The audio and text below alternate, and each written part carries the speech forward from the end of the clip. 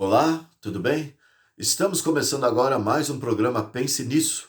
O meu nome é Irineu Martins e desde já eu quero agradecer a sua companhia por nos incentivar aí neste canal que tem como propósito o estudo da Palavra de Deus. Nós temos uma série especial que estamos tratando, que introduzimos no nosso canal com esta série. O nome da série é O Conflito Cósmico entre o Bem e o Mal. E, para tanto, nós temos a Bíblia para estudar este assunto. Eu estou com a minha Bíblia aqui em mãos e quero aproveitar para fazer duas recomendações para você. Se você ainda não assistiu nenhum dos nossos encontros anteriores, eu peço que você assista. Nós estamos começando agora o 37º encontro. É o encontro de número 37. Então já falamos muito, com base na Bíblia, sobre este tema precioso, o conflito cósmico entre o bem e o mal. E cada encontro que nós realizamos, nós confirmamos aquilo que já foi falado no programa anterior e ampliamos. Então, na verdade, um programa é uma sequência ou é um segmento do que foi falado no último encontro. E assim nós estamos fazendo uma amarra de todos esses encontros. Estamos desenvolvendo este assunto e para que você não fique ali alienado ali, né? Aí, talvez perplexo, talvez confuso, desconcertado com aquilo que nós vamos considerar hoje, a minha recomendação é que você assista, depois de assistir esse vídeo de hoje, assista os outros vídeos, porque assim você ficará realmente inteirado sobre aquilo que nós estamos a tratar dentro deste tema, o conflito cósmico entre o bem e o mal. Você não terá, então, o porquê sentir receio ou se sentir ofendido e assim por diante. Aquilo que nós vamos considerar na sequência do que já foi dito anteriormente na verdade, coisas que já foram comprovadas e nós só estamos dando seguimento àquilo que é do nosso tema, é do nosso assunto. E aproveito então também para pedir que, se você puder ter uma Bíblia aí, para ler conosco os textos que nós vamos apresentar, vamos lançar aqui neste encontro de hoje, que você possa ler conosco, né, para confirmar aquilo que nós estamos a dizer, para que não reste dúvida a você, de forma alguma, a respeito do assunto que nós estamos a tratar. É muito bom, então, muito importante até que você leia conosco os textos que vamos trazer aqui no nosso canal, no nosso encontro de hoje. Enfim, nós temos falado sobre o conflito cósmico entre o bem e o mal, e lá no Apocalipse 12 sintetiza, na verdade, este conflito e entra no capítulo 13 explicando, na verdade, no que consiste isso.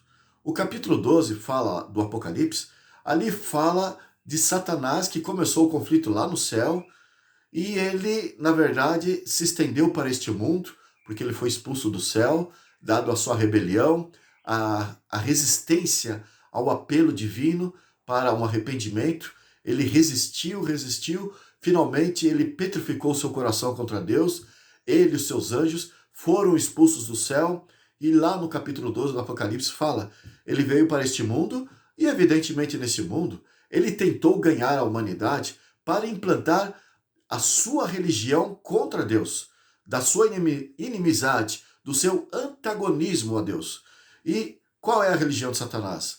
É uma religião de confusão, é uma religião de oposição, que nega o Criador e para isso ele criou uma religião que faz as pessoas adorarem a criatura ao invés do Criador. Então, quando ele conseguiu levar o homem ao pecado, quando veio para este mundo e conseguiu levar o homem ao pecado, Adão e Eva, Deus havia feito uma promessa para o primeiro casal. Gênesis capítulo 3, verso 15. Que haveria uma semente que viria no futuro, e daquela semente viria o Messias, que é o Salvador. E ele iria reconquistar para Deus todo o louvor, toda a glória, todo o prestígio, iria reconquistar a paz no universo.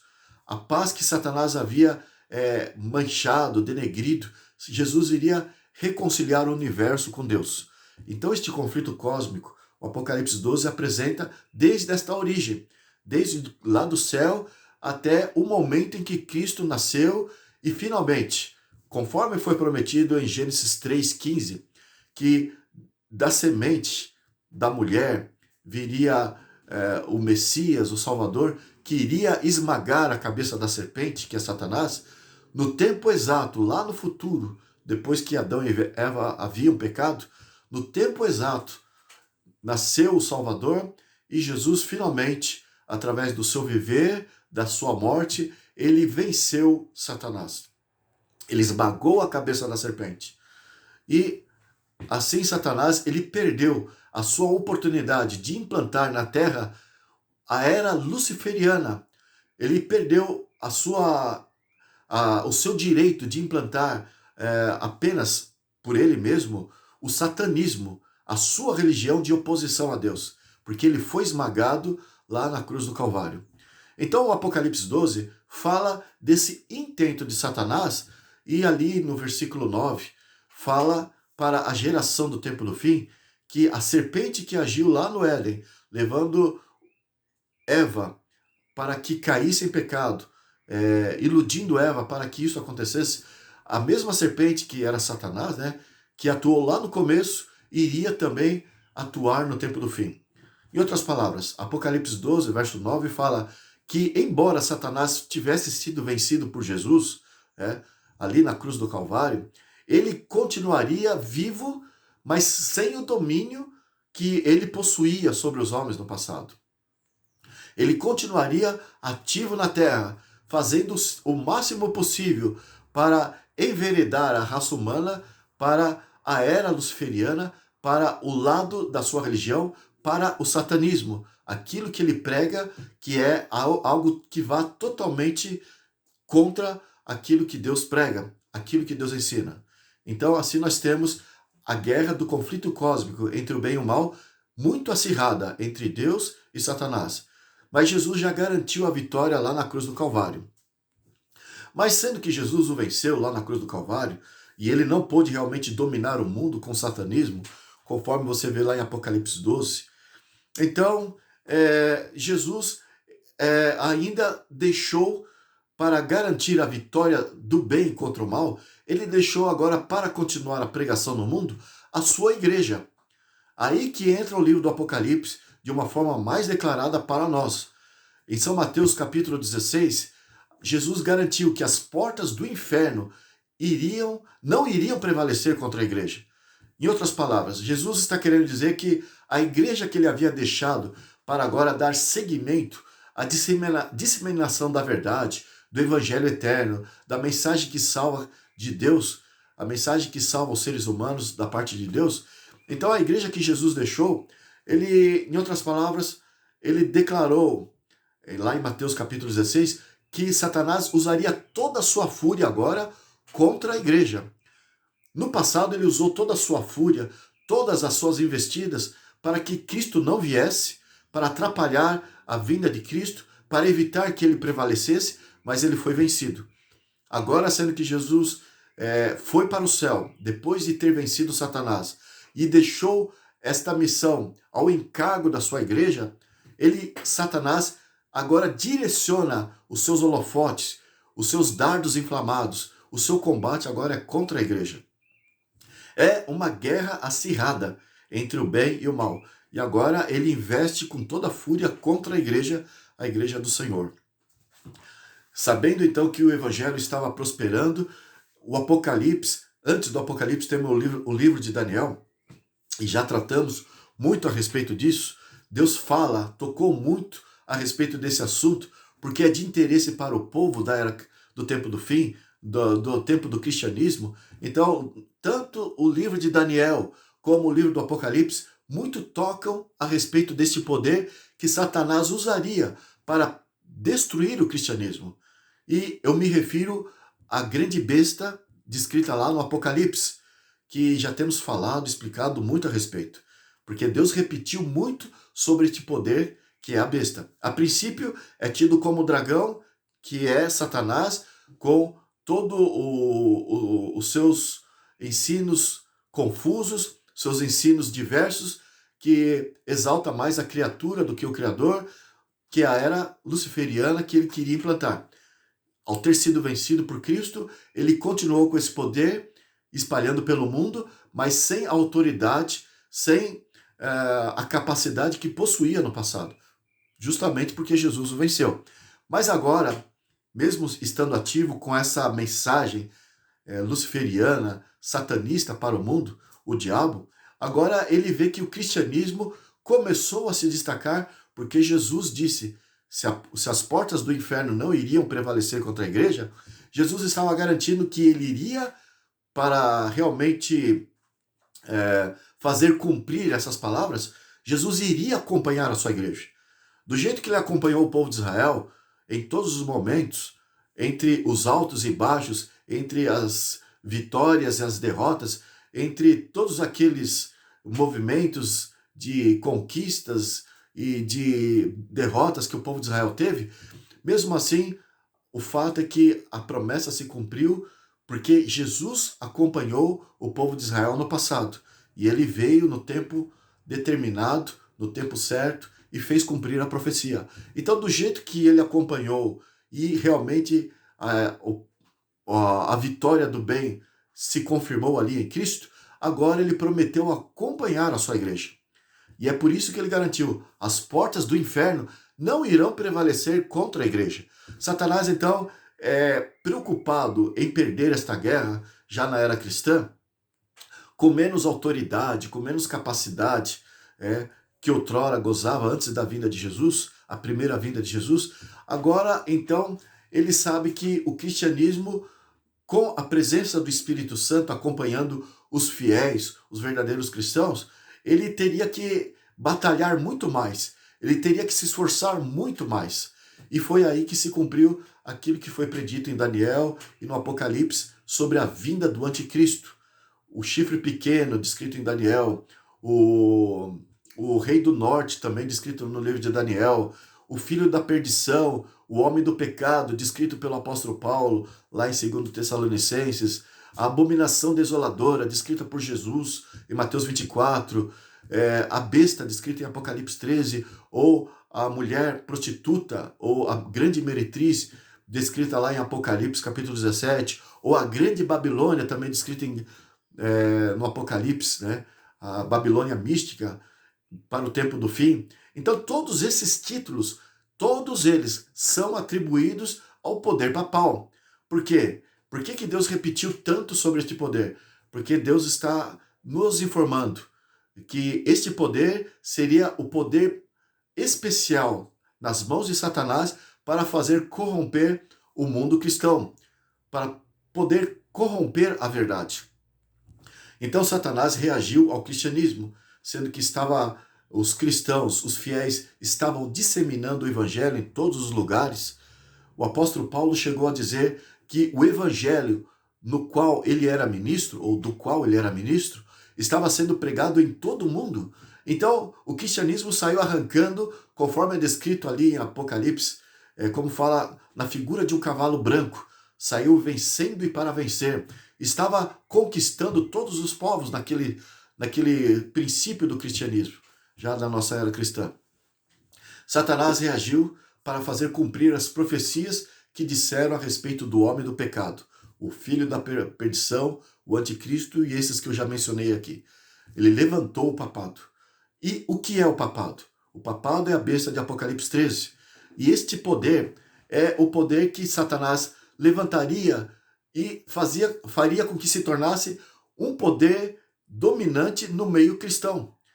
Entre os cristãos, seria o poder que teria mais autoridade na terra. E, assim, o papado recebeu o trono diretamente de Satanás, conforme você encontra ali em Apocalipse 13. Enfim, já falamos muito a respeito disso, só estou dando uma recapitulação para adentrar no assunto de hoje. E o fato é que este poder, denominado como a besta, é um poder que, na verdade, tem as tradições do papado acima da Bíblia. A autoridade dos cristãos que se submetem ao papado, a autoridade não é a Bíblia, é o que o Papa diz.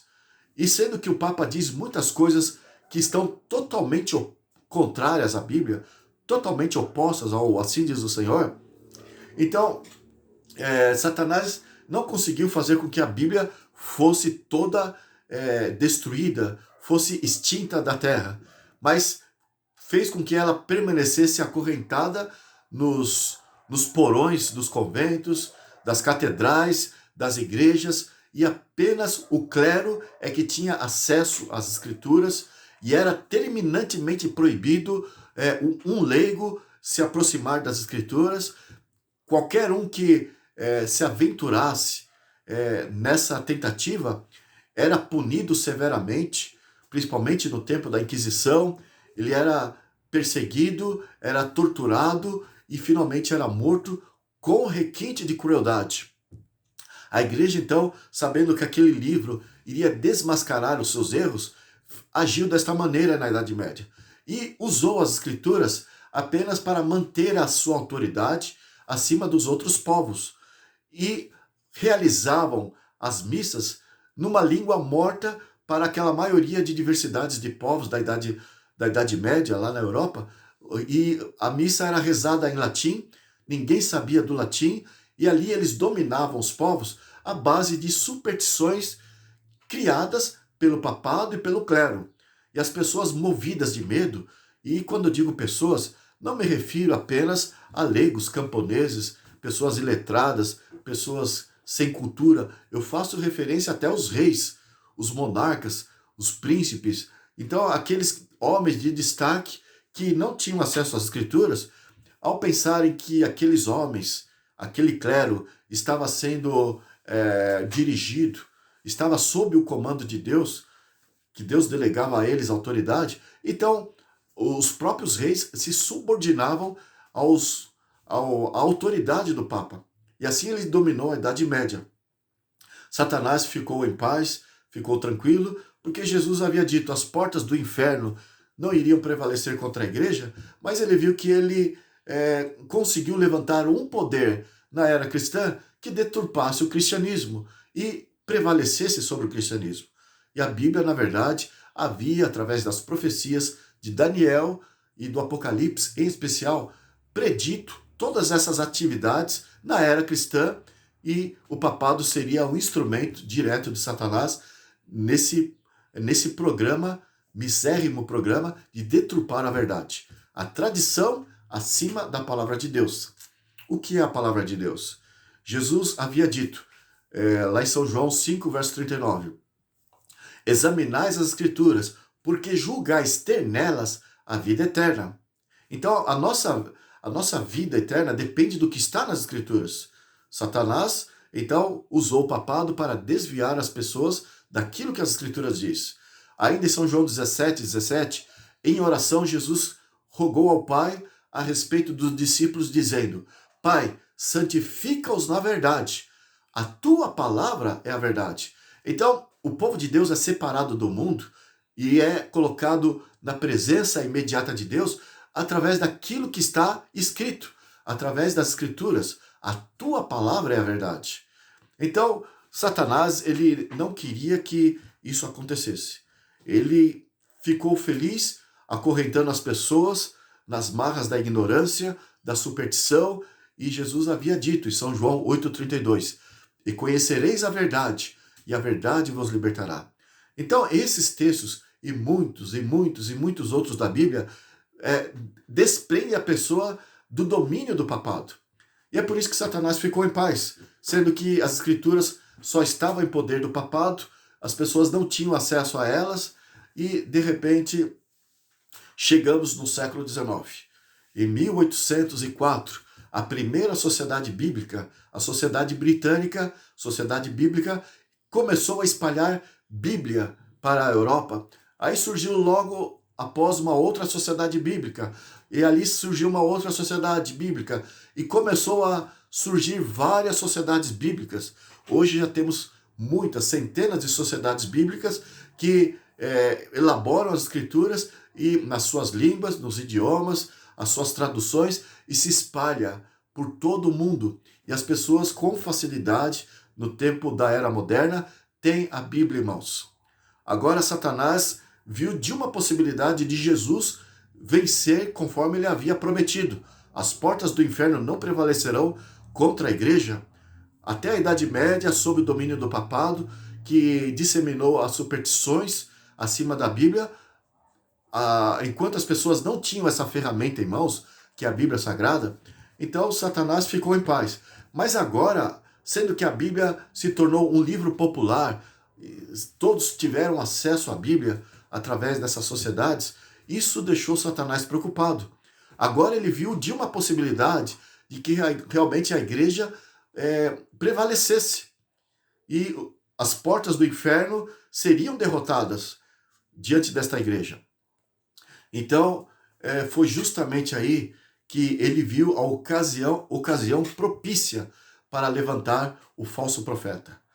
Em outras palavras, o que nós temos dito aqui sobre o falso profeta já há 2 encontros, este poder não se trata de um homem como muitas igrejas estão aí a pensar, estão ensinando, assim como a besta, eles acreditam que se trata de um homem, uma pessoa, um indivíduo que vai se projetar aí diante das pessoas e vai se declarar como inimigo de Deus. Isso é uma fantasia, um desvio teológico. A Bíblia não ensina isso.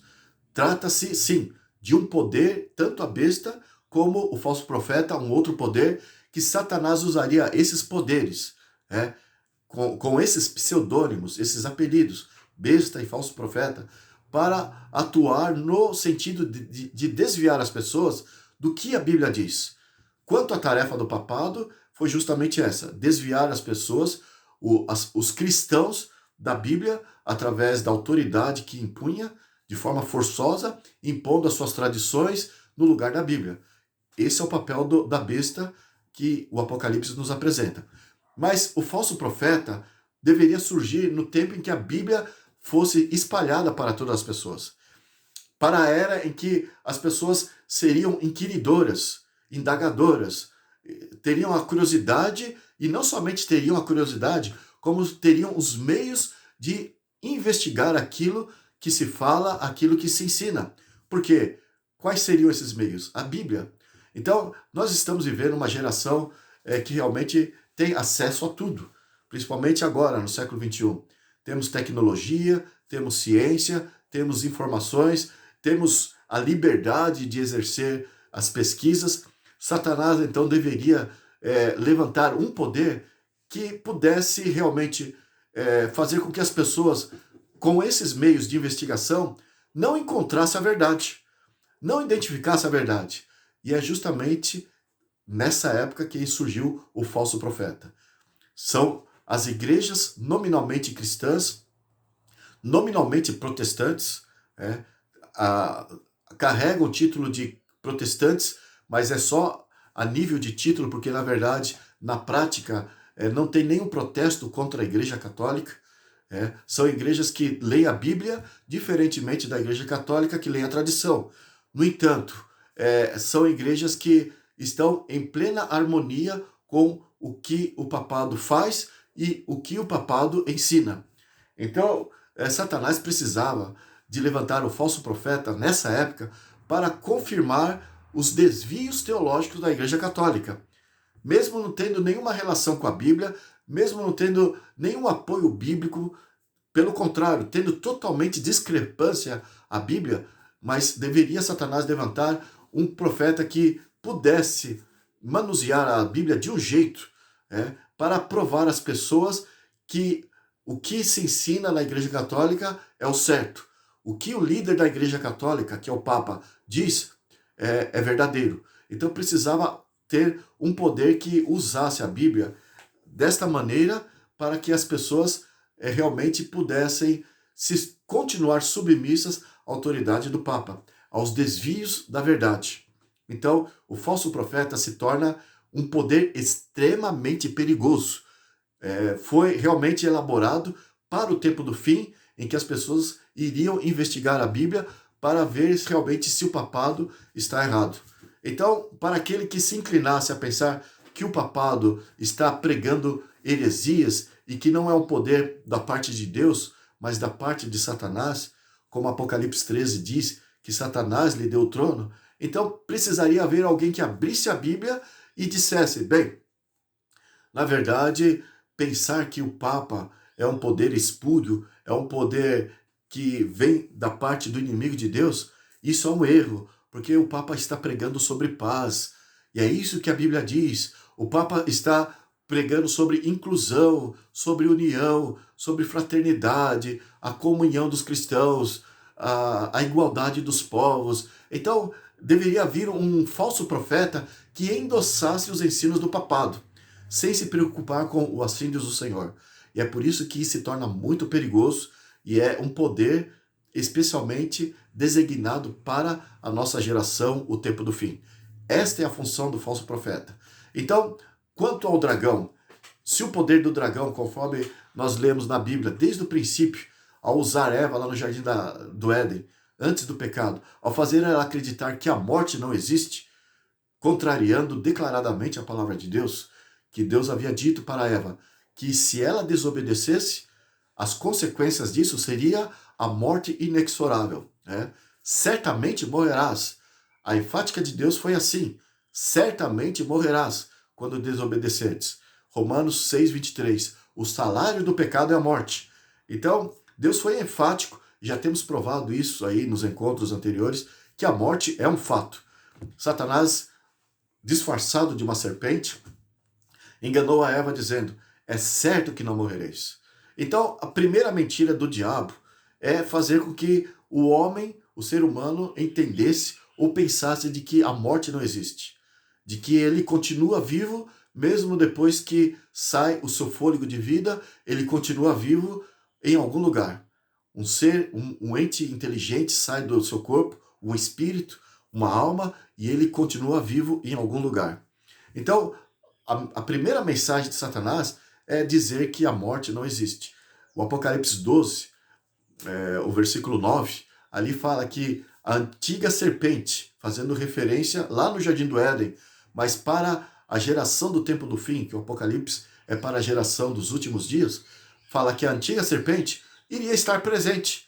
É uma indicação de que o engano seria o mesmo, mas só que faria esta mensagem, traria essa mensagem agora através de todos os ensinos do ocultismo, do esoterismo e de todo o paganismo que se ensinou ali no Extremo Oriente, deveria ser ensinado agora no seio do cristianismo. Então, o falso profeta abre a Bíblia também e apoia a mensagem do dragão. Então, apoia tanto a besta em dizer que todos devem agora se unir na guarda do domingo, que o domingo que é o dia em comum que o Papa está delegando como um sinal de ecumenismo, um sinal de unidade dos povos, não apenas do mundo cristão, mas de todos os povos. Então, os falsos profetas abrem a Bíblia e apoia este programa elaborado pelo Papa em contradição à palavra de Deus. E ainda abre a Bíblia para dizer que o dragão está certo, que o dragão que ensina que a vida continua após a morte, de uma certa forma, isso tem o aval da Bíblia, tem o apoio de Deus, e assim age o falso profeta. Nesses dois pontos em especiais, esses dois pontos em comuns, o falso profeta iria apoiar tanto um como o outro poder. Um, de que a vida continua após a morte, é a mensagem do dragão. E o outro é de que a lei de Deus foi abolida e que tudo que o Papa está disseminando em questão de amor, de unidade e da guarda do domingo é aquilo que realmente Deus espera dos seres humanos. E esse falso profeta, este poder, é o poder cristão corrompido, que iria usar a Bíblia para fazer com que aqueles que quisessem verificar a verdade pela Bíblia ficassem confusos e achassem realmente que a Bíblia está apoiando esses tipos de doutrinas que esses dois poderes estão a disseminar. Bem, vamos agora, a partir de agora, na continuidade daquilo que falamos no último encontro, dentre as mentiras que Satanás faz com que o falso profeta, em apoio a esses dois poderes, o dragão e a besta, os Lúcifer e o papado estão a espalhar pelo mundo. Então, em apoio a esses dois poderes, vamos analisar, na continuação do último encontro, a doutrina espúria de que existe vida após a morte. Porque é isso que nós havíamos tratado no último encontro. Nós havíamos lido lá Apocalipse capítulo 16, versículo 13 e 14, que fala da atividade do dragão, da besta e do falso profeta. Usamos 2 programas para explicar isso. Recorra aos vídeos anteriores para você entender bem esse resumo que acabei de passar aqui para você. Falei algumas coisas nesses 2 resumos anteriores. Agora, na continuação do último encontro, nós vamos falar ainda hoje sobre o estado do homem na morte. É o que falamos em especial no encontro passado e vamos falar na continuação, vamos falar mais sobre esse assunto. Para tanto, eu convido você para que abra a tua Bíblia lá em São Mateus capítulo 13. O versículo 40 ao 42 diz assim: Pois assim como o joio é colhido e lançado ao fogo, assim será na consumação dos séculos. Então é Jesus que está dizendo isso. Na sua vinda, ele está fazendo uma comparação. Assim como o joio é colhido e lançado ao fogo, assim será na consumação dos séculos.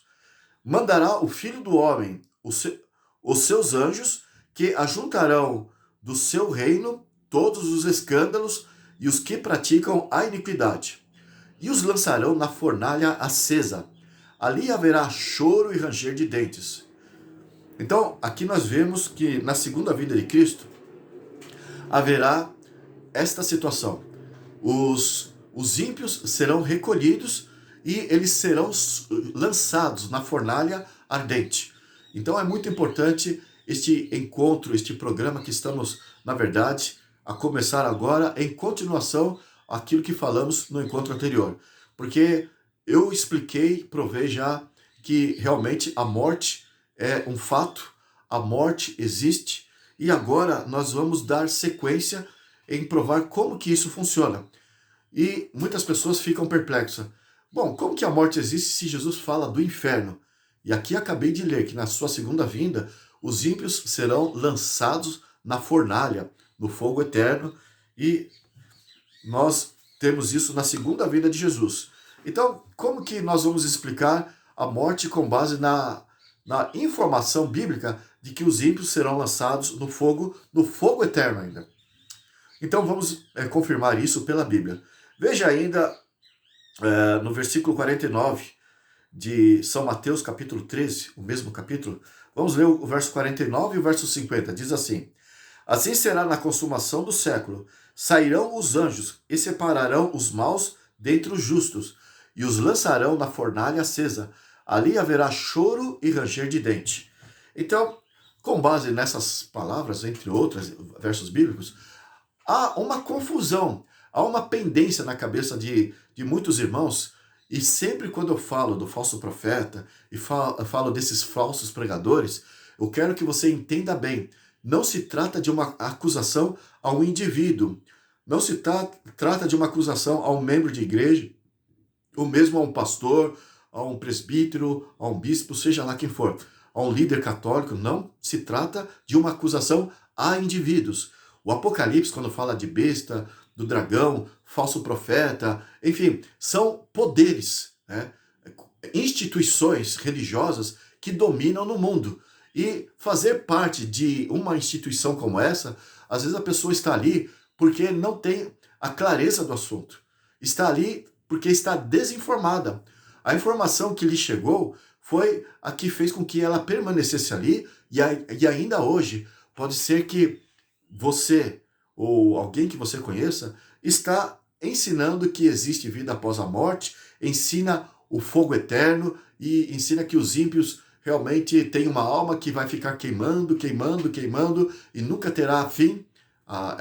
Essa queima sempre estará sofrendo no fogo eterno. De fato, você vai encontrar esse texto que eu li na vinda de Jesus, que os ímpios serão lançados na fornalha ardente, e muitos outros no Novo Testamento que fala a respeito, que dá a entender que será conforme estão pregando. Mas a Bíblia nunca se estuda, eu já disse várias vezes aqui, nunca se estuda a Bíblia usando apenas uma ideia que ela apresenta. Porque o que é o contexto? São ideias que desenvolvem aquele pensamento. E a Bíblia existe muitos contextos que vai esclarecer realmente o que fala sobre este fogo eterno. O que ele quer dizer na Bíblia. Então, se você analisar detidamente, com calma, e com paciência, e com interesse e humildade, de fato você vai entender este grande equívoco das pessoas em olharem apressadamente o texto e concluírem uma vida após a morte. Depois que a pessoa morre, ela morre. E nós vamos provar isso hoje. Então, vamos analisar no que consiste este acontecimento da volta de Jesus. São João 5, verso 28. E veja que Jesus, ele falou, né, que os ímpios serão lançados na fornalha, mas os salvos serão separados e não serão lançados na fornalha. Então terá duas ressurreições na volta de Jesus. Né? E vai acontecer com os ímpios deles serem lançados na fornalha. São João 5, 28 e 29, Jesus diz assim: Não vos maravilheis disto, porque vem a hora em que todos os que se acham nos túmulos ouvirão a sua voz e sairão. Então, serão ressuscitados. Esse sair significa ser ressuscitado por intermédio da volta de Jesus, sob o comando de Jesus. O verso 29 diz: Os que tiverem feito bem, para a ressurreição da vida. E os que tiverem praticado o mal, para a ressurreição do juízo. O que nós vemos claramente aqui é a enfática de que as coisas vão acontecer mesmo a partir do momento em que eles ressuscitarem. E a partir do momento que eles ressuscitarem, que o que fala aqui dos ímpios, eles vão ser ressuscitados para a condenação, é aí, a partir desse momento, que fala que serão lançados na fornalha, correto? Então vamos entender as coisas. Ninguém estará na fornalha antes da ressurreição. É a partir do momento da ressurreição é que eles serão lançados na fornalha, conforme nós lemos lá em Mateus no capítulo anterior, lá no texto anterior. Mas vamos ver lá em Apocalipse capítulo 19, que lá no capítulo 19, verso 19 a 21, ali diz para onde vão os ímpios, né? Capítulo 19 a 21. Nós lemos assim. Apocalipse 19, 19 a 21. E vi a besta e os reis da terra com seus exércitos congregados. Então está falando, na ocasião da volta de Jesus, está dizendo, eu vi a besta e todos os poderes dominantes, né? A besta, os reis da terra, com seus exércitos congregados para pelejarem contra aquele que estava montado no cavalo e contra o seu exército. Então aqui temos uma linguagem alegórica do Apocalipse sobre a vinda de Jesus. E o verso 20 continua. Mas a besta foi aprisionada, ou seja, o seu poder, ele foi retido, ele foi aprisionado. E com ela o falso profeta, da mesma forma, que com os sinais feitos diante dela, seduziu aqueles que receberam a marca da besta e eram os adoradores da sua imagem. Então tudo isso nós já explicamos nos encontros anteriores, nós não podemos perder o nosso tempo hoje, porque são detalhes que nós deveríamos utilizar para esclarecer isso, mas já foi esclarecido, então que você assista aos outros vídeos para entender bem sobre o que é a besta, o falso profeta, e é como eu disse aqui, são poderes que agora, na volta de Jesus, serão aprisionados, serão detidos, né? Então eles não terão mais como agir. Então, os dois foram lançados, a besta e os falsos profetas, foram lançados vivos dentro do lago de fogo que arde com enxofre. Então, já vimos que isso vai acontecer na volta de Jesus. E essa linguagem alegórica dá a entender que são seres humanos, indivíduos, que vão ser lançados vivos no lago de fogo e enxofre, como acontecerá com cada indivíduo, cada ímpio. Mas aqui está se referindo aos poderes que serão lançados, assim como os ímpios serão lançados vivos no lago de fogo. Então, eles vão perder, nessa ocasião, todo o seu poder e serão vencidos finalmente aí. E agora o verso 21. Os restantes foram mortos com a espada que sai da boca daquele que estavam montado no cavalo, e todas as aves se fartaram das suas carnes.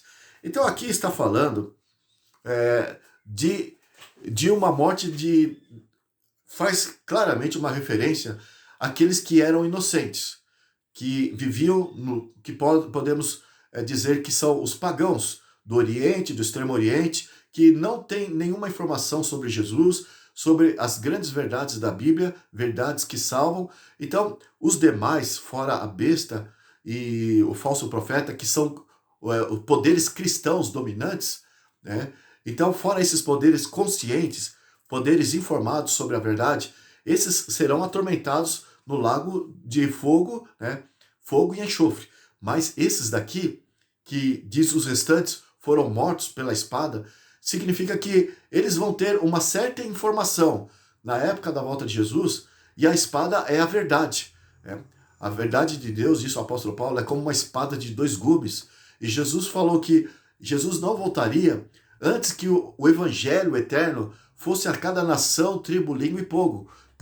São Mateus 24, verso 14. Então, Deus está providenciando que até os pagãos dos lugares mais remotos da terra conheçam de uma forma ou de outra o essencial que salva a respeito da verdade. Mas sendo que aqui está falando de uma grande massa que foram mortos pela espada, foram mortos pela palavra de Deus, então não foram jogados na fornalha, vivos na fornalha, como a besta e o falso profeta.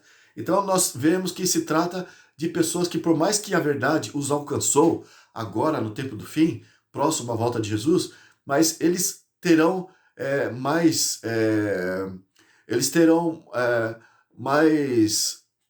serão mais protegidos.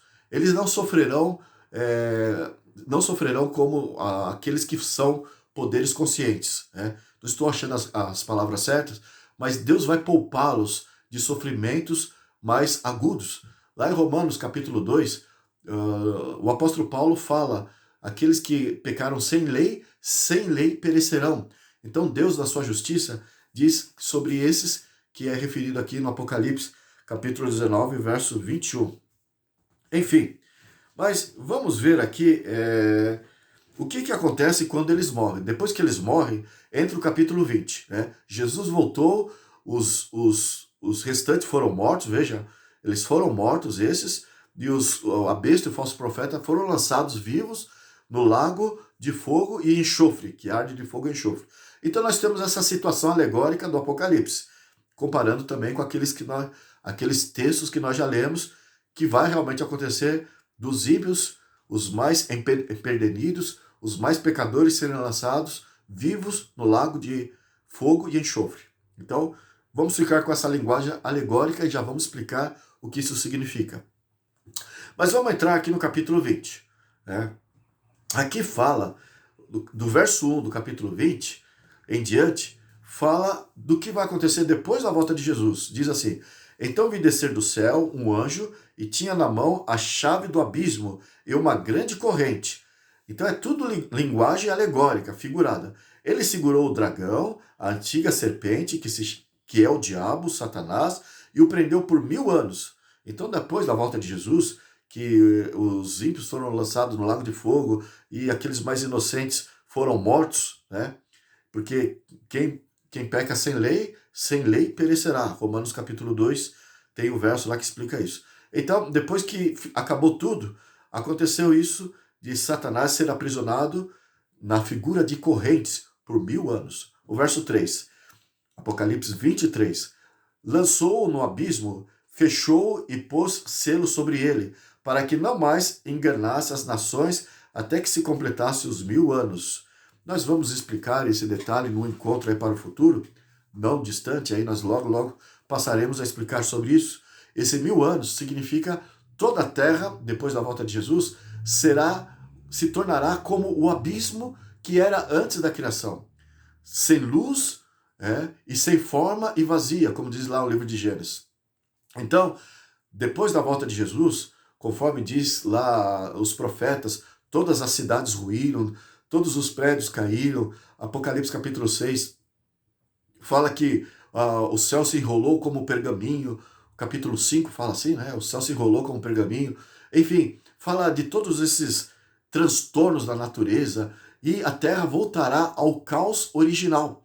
Era sem forma e vazia e as trevas prevaleciam sobre a face do abismo. Satanás estará no mundo de forma simbólica durante 1000 anos, neste mundo em forma de caos, em densas trevas. E aqui numa figura de ser ele acorrentado. Ele está de uma forma inativa nesta situação, neste planeta. Agora, durante este período de 1000 anos, veja o que diz o verso 4. Vi também tronos, e nestes sentaram-se aqueles os quais foi dada a autoridade de julgar. Vi ainda as almas dos decapitados, por causa do testemunho de Jesus. Então, veja, mais um texto aqui controvertido. Está dizendo de almas como fora do corpo, né? A impressão que dá é isso. Mas nós já explicamos o que diz a Bíblia ser uma alma. Significa ser uma pessoa. E o termo alma na Bíblia tem a ver com fôlego, energia, alento, vida e assim por diante. Tudo que diz respeito à energia, à vida em si e à pessoa em si é uma atribuição à alma. E nunca a Bíblia fala a uma alma como sendo uma entidade que saiu do corpo, um ser racional, um ser inteligente que sai do corpo e fica perambulando por aí. Nunca. Em parte alguma da Bíblia coloca nessa situação. Mas aqui viu aqueles que morreram, mas eles estão ali no céu julgando durante 1000 anos essas almas, aqueles que foram decapitados, mas estavam assim sendo contemplados, vitoriosos com Cristo Jesus, de uma forma especial. Agora não mais de forma humilhante, agora estavam reinando com Cristo durante 1000 anos. E aqui está fazendo esta referência. Ainda o verso 4 também continua. Vi ainda as almas dos decapitados por causa do testemunho de Jesus, bem como por causa da palavra de Deus. Tantos quantos não adoraram a besta e nem tampouco a sua imagem, e não receberam a marca na fronte, na mão, e viveram e reinaram com Cristo durante 1000 anos. Agora o verso 5 de Apocalipse 20 diz: os restantes dos mortos não reviveram até que se completasse os 1000 anos. Esta é a primeira ressurreição. Então, essas almas são aqueles que reviveram. O próprio verso 5 está dizendo, né? São aqueles que reviveram e agora estão ali com Cristo durante 1000 anos. Mas aqueles que eram ímpios e foram lançados na fornalha ardente, conforme nós já lemos aqui alguns textos, aqui a Bíblia está dizendo que eles não reviveram. Em outras palavras, está dizendo que eles estão mortos. É por isso que essa terra estará sem forma e vazia. Nós vamos ler melhor alguns textos que informam esses detalhes, que é um símbolo da prisão de Satanás, né? Durante 1000 anos após a volta de Jesus. Mas aqui está falando, o restante dos mortos não reviveram. E faz uma referência a todos aqueles que não foram para o céu depois da segunda vinda de Jesus. E agora o verso 6 diz: bem-aventurado e santo é aquele que tem parte na primeira ressurreição. Sobre esses, a segunda morte não tem autoridade. Pelo contrário, serão sacerdotes de Deus e de Cristo e reinarão com ele 1000 anos. Veja, aqui falou de uma segunda morte. Os que foram ressuscitados na primeira vinda de Jesus, na segunda vinda de Jesus, estão com ele reinando durante 1000 anos, esses são bem-aventurados. Mas aqueles que vão continuarão mortos, esses vão passar por uma outra ressurreição e uma outra morte. Aqui está falando uma segunda morte. Nós lemos aqui no verso 6 de Apocalipse 20. Mas vamos continuar o texto. Diz assim ainda o verso 7. Quando, porém, se completarem os 1000 anos, Satanás será solto da sua prisão. Como que isso vai acontecer? Veja o verso 8. E sairá a seduzir as nações que há nos 4 cantos da terra, Gog e Magog, a fim de reuni-las para a peleja. O número dessas é como a areia do mar. Marcharam então pela superfície da terra, e sitiaram o acampamento dos santos, e a cidade querida desceu, porém fogo do céu os consumiu. O capítulo 21, dos versículos 1 em diante, fala que a cidade vai descer depois de 1000 anos, e os ímpios vão ressuscitar. E é por isso que eles são como a areia do mar, porque serão ímpios de toda a história da humanidade. Pessoas que estavam mortos, ressuscitaram depois de 1000 anos, depois que a cidade desceu, daí a cidade santa desceu. E agora veja o verso 10. Apocalipse capítulo 20, verso 10. O diabo, o sedutor deles, foi lançado para dentro do lago de fogo. Veja, o lago de fogo será o meio pelo qual vai colocar um ponto final na vida de Satanás. E vai ser depois do 1000 anos. O diabo, o sedutor deles, foi lançado para dentro do lago de fogo, fogo e enxofre, onde já se encontram não só a besta, como também o falso profeta. Na segunda vinda de Jesus, o poder denominado besta e o falso profeta já estavam ali, o lago de fogo, como também o falso profeta, e serão atormentados de dia e de noite pelos séculos dos séculos. Veja, que interessante, né? Que nós vemos aqui. Nós já vimos o restante dos mortos. Né? Eles continuarão mortos, todos estarão mortos. Né? Aqui em Apocalipse 20, verso 5, todos estarão mortos no que diz respeito a seres humanos. Apenas Satanás e seus anjos, evidentemente, estarão por este mundo desolado, escuro, vazio, perambulando de lá para cá, contemplando os resultados da sua primeira mentira, quando ele disse que a morte não existe. Porque agora, como você vai encontrar lá em Apocalipse 19, todos vão morrer, né?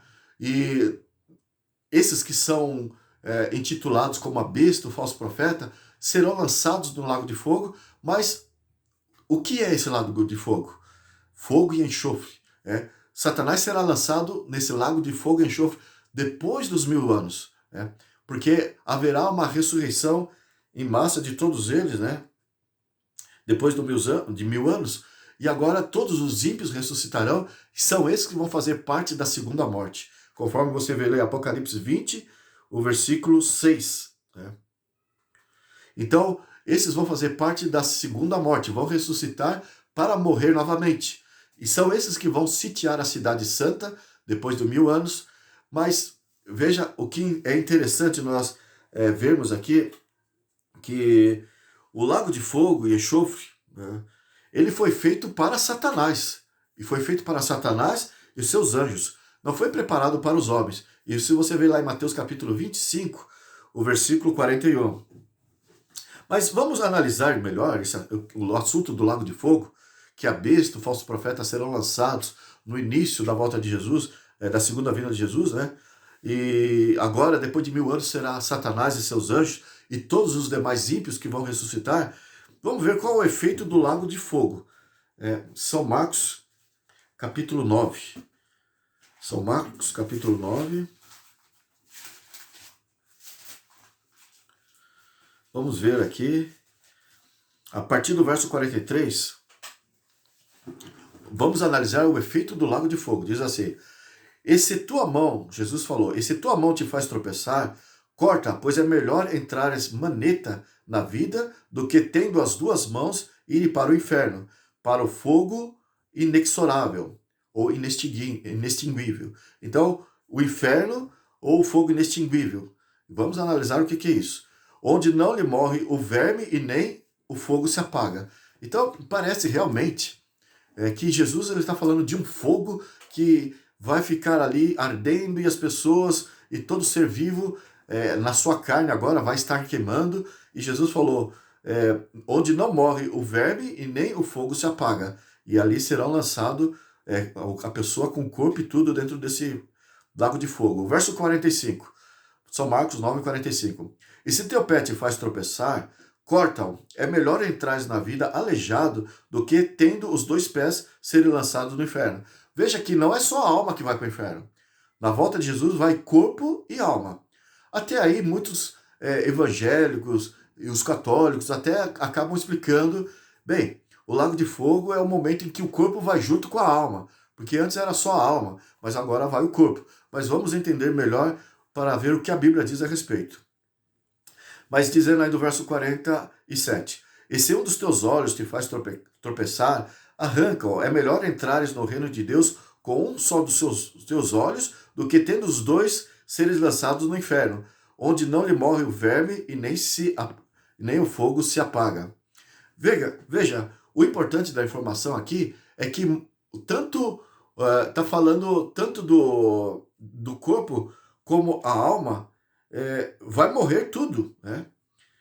Todos eles vão ser lançados no inferno, aonde é tido como a segunda morte, conforme você vê lá em Apocalipse. A segunda morte é o momento que é lançado no lago de fogo e enxofre, né? E aqui está falando o corpo e também o espírito, a pessoa morre por completo. Mateus 10, verso 28. Né? Nós não podemos esquecer que fala da segunda morte e faz uma referência ao lago de fogo. Estamos desenvolvendo o assunto bíblico para entender no que consiste realmente este lago de fogo. Então, Mateus 10, verso 28, nós lemos assim: Não temais os que matam o corpo e não podem matar a alma. Temei antes aquele que pode fazer perecer no inferno tanto a alma como o corpo, Jesus disse. Então nós temos que temer não os homens, que pode fazer você se tornar um Marte. Você morre o teu corpo, né? E na verdade a tua alma, a tua vida está com Deus, está nas mãos de Deus. É isso que nós já explicamos em encontros anteriores e podemos explicar posteriormente, que nós temos a nossa vida segura nas mãos de Deus. É nesse sentido, em São João 11, 25, que Jesus disse: aquele que crê em mim, ainda que morra, viverá. Então, a alma significa a vida da pessoa garantida nas mãos de Deus. Então, aqui Jesus está dizendo assim: não temais os que matam o corpo, os ímpios, os homens que são inimigos de Deus, pode fazer um cristão morrer, né? E não pode matar a alma. A vida dessa pessoa está segura em Cristo. Então, não precisamos temer o homem, né? Mas ele diz assim: temei antes aquele que pode fazer perecer no inferno tanto a alma como o corpo. Então, ao invés de temermos os homens, devemos temer a Deus. Apocalipse 14, verso 7. Devemos temer a Deus, né? Devemos temer a Deus e dar-lhe glória. Então, é Deus que pode fazer perecer tanto a alma como o corpo. Muitos pegam o texto dizendo que há essa dicotomia, alma e corpo são separados, mas é uma maneira de dizer: o teu ser, a tua vida, como o teu corpo físico, você, no sentido completo da palavra, está incluído aqui, nesses dois aspectos, nesse verso. Você pode perder a vida eterna, né? Então nós devemos temer a Deus e não aos homens. Então, o que diz aqui? Morre a pessoa no sentido completo. Já a informação que vai morrer, não vai viver. E é Deus que pode fazer você morrer, e é através do fogo do fogo que nunca se apaga, conforme nós lemos na Bíblia. São Lucas, no capítulo 13, muitas pessoas usam São Lucas capítulo 13 para dizer, bem, a Bíblia fala de uma separação, né? De uma separação entre o céu e o inferno. E eles usam alguns textos da Bíblia para falar: uns estarão vivos no céu e outros estarão vivos no inferno. E o texto que usa para dizer está aqui. Lucas, capítulo 13, 27 e 28 diz assim: Mas ele vos dirá: Não sei de onde vós sois. Apartai-vos de mim, vós todos os que praticais a iniquidade. É novamente o ensino de Jesus na sua vinda. Ele vai dizer para aqueles perdidos que não passaram pela porta estreita, ele vai dizer: Apartai-vos de mim, vós que praticais iniquidades. E o verso 28 diz: Ali haverá choro e ranger de dentes, quando virdes no reino de Deus Abraão, Isaque, Jacó e todos os profetas, mas vós lançados fora. Então, eles usam o texto aqui, por exemplo, para dizer, bem, se Jesus falou que os salvos estarão para o lado de dentro e vão ver os ímpios lá do lado de fora, e os ímpios vão ver também os salvos protegidos lá no reino eterno, então, nesta situação, cientes de que estão perdidos, aí esses perdidos vão dizer, vão lamentar e vão estar dentro desta situação. Ali haverá choro e ranger de dentes, ao virdes Abraão, Isaque e Jacó salvos para dentro da cidade, protegidos no paraíso. Então, sendo que aqui Jesus colocou assim, as pessoas, ao lerem rapidamente, interpretam, está vendo? Entre o céu e o inferno haverá uma certa visão de um para o outro. Tanto um estará existindo, estará ativo, como também o outro estará existindo, estará ativo, né? E ainda apresenta o que está lá em São Lucas, no capítulo 16, algumas folhas adiante, sobre a história do rico e do Lázaro. E eu já vou explicar o que significa estas posições da Bíblia. São Lucas 16, verso 19 em diante, Jesus disse assim: Ora, havia certo homem rico que se vestia de púrpura e de linho finíssimo, e que todos os dias se regalava esplendidamente. Então, vemos aqui esse rico, todo imponente, soberbo, e estava satisfeito com a sua vida. O verso 20. Havia também certo mendigo, chamado Lázaro, coberto de chagas, que jazia à porta daquele, né? Então, Lázaro, o pobre, o mendigo, estava na porta do rico, né? Todos os dias. O verso 21. E desejava alimentar-se das migalhas que caíam da mesa do rico. E até os cães vinham lamber-lhe as úlceras. Então a situação desse mendigo era deplorável. Estava coberto de chagas e era uma atribuição naqueles dias como sendo uma pessoa amaldiçoada, uma pessoa afastada dos planos de Deus, uma pessoa rejeitada. Então, as chagas tinha esta visão. E os homens daqueles dias, os líderes de Israel, eles tinham um grande preconceito contra a pobreza e contra as pessoas que tinham o mal de chaga, a lepra, no caso, né? E aqui está essa distinção entre esses dois homens. E o verso 22. Aconteceu morrer o mendigo e ser levado para os anjos para o seio de Abraão. Agora comece a prestar atenção nesse ensino de Jesus. Ele já começou a falar, primeiro, duas classes de pessoas muito distintas. Aqueles que se julgavam salvos, que eram os fariseus, os príncipes, os líderes da sinagoga, em relação ao mendigo que era o Lázaro, que era o desprezado. Então, quando Lázaro morreu, ele foi para o seio de Abraão. E por que Jesus mencionou Abraão aqui? Isso está no verso 22. Morreu também o rico e foi sepultado. Então, enquanto aquele que era desprezado na terra foi para o seio de Abraão, e esses fariseus, líderes do povo, foi sepultado. Verso 23. No inferno, estando em tormentos, levantou os olhos e viu ao longe Abraão e Lázaro, no seu seio. Então, eles olharam lá do inferno, no caso, o rico olhou, estando ele no inferno, ele viu Abraão lá do outro lado, e ao lado de Abraão estava o Lázaro, o mendigo. Então, o verso 22 falou de Abraão, seio de Abraão. O verso 23, Jesus citou Abraão de novo. E o verso 24, ele cita sobre Abraão desta maneira. Então, clamando, disse: Pai Abraão, tem misericórdia de mim, e manda a Lázaro que molhe em água a ponta do dedo, e me refresque a língua, porque estou atormentado nesta chama.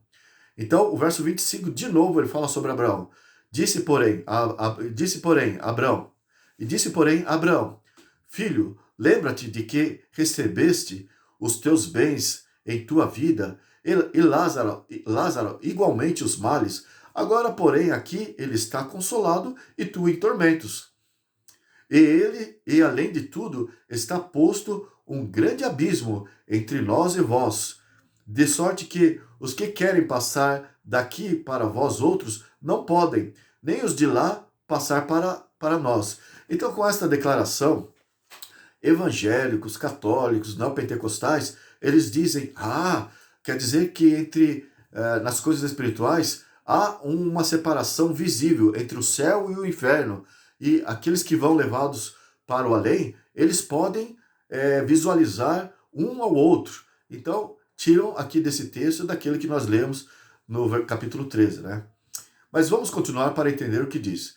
Aí, de novo, fala sobre Abraão quando fala sobre o pai, né? O verso 27 de São Lucas 16 diz assim: Então replicou: Pai, é uma referência a Abraão, eu te imploro que o mandes à minha casa paterna, porque tenho 5 irmãos, para que lhes dê testemunho, a fim de não virem também para este lugar de tormento. Respondeu Abraão. Agora, no verso 29, de novo Abraão. Eles têm Moisés e os profetas, ouçam-nos. Agora o verso 30 também fala do pai Abraão. Mas ele insistiu, não, pai Abraão, se alguém dentre os mortos for ter com eles, arrepender-se-ão. E agora o verso 31, para encerrar, também fala de Abraão. Diz assim, Abraão, porém, lhe respondeu, se não ouvem a Moisés e os profetas, tampouco se deixarão persuadir, ainda que ressuscite alguém dentre os mortos. Temos aqui, então, nesses versos, que são dos versos 19 ao verso 31, vamos contar. Temos 1, 2, 3, 4, 5, 6, 7, 8 menções ao nome de Abraão, ao pai Abraão, o paraíso, o seio de Abraão, na verdade, quem administra o paraíso é Abraão, quando fala ali o seio de Abraão. E aqui nós temos também, é Abraão que decide se a pessoa pode ressuscitar ou não, porque pediu para que a história contada aqui por Jesus fala que o rico pediu a Abraão, autorização a Abraão, para que ele voltasse aos seus familiares, para dar orientação, para que eles não copiassem os seus passos, para ter aquele mesmo fim. E Abraão que dá as instruções. Enfim, o que nós temos aqui? Por mais que não anuncie, aqui nós temos uma parábola. O que é uma parábola? A parábola é uma mensagem alegórica que traz uma verdade central. Qual que era o problema do povo de Israel naqueles tempos, do tempo de Jesus? Enfim, havia o problema que eles acreditavam